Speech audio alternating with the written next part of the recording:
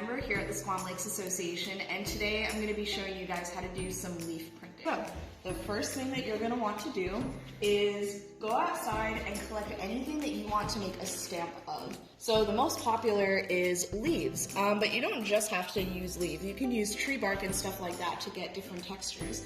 So essentially what we're going to do is, like I said, we're going to be turning these leaves into stamps to put onto our clothes. So the fabric that you use should be cotton or anything that's going to get damaged by bleach. And so we're going to press the leaf into it, let it sit there for a little bit, and then when we lift it up, we'll have a great stamp. So first you're going to need a couple supplies. The first and most important one is soft scrub bleach.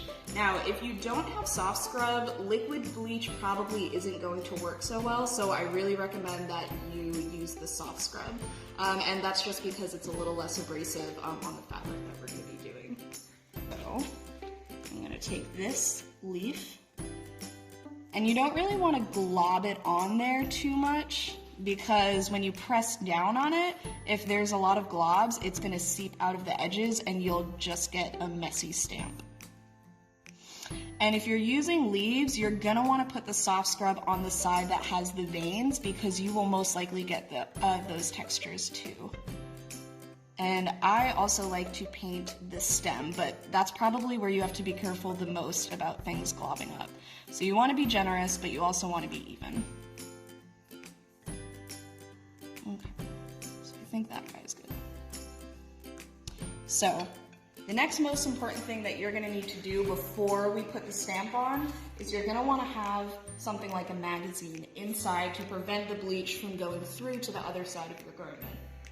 So I have my magazine under, which also helps create a flat surface and make sure that any dust and debris is off my fabric.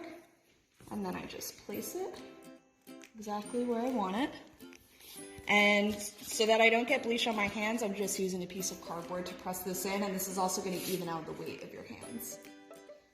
And you just press down, and you can hold it for about 30 to 60 seconds. It shouldn't take too long. You can do this on denim too, but if you have denim, you're gonna want more soft scrub on whatever stamp you're using, and you're gonna want to hold it there for longer since it's a tougher fabric. Okay, so now we're going to take off the press and see how our stamp looks.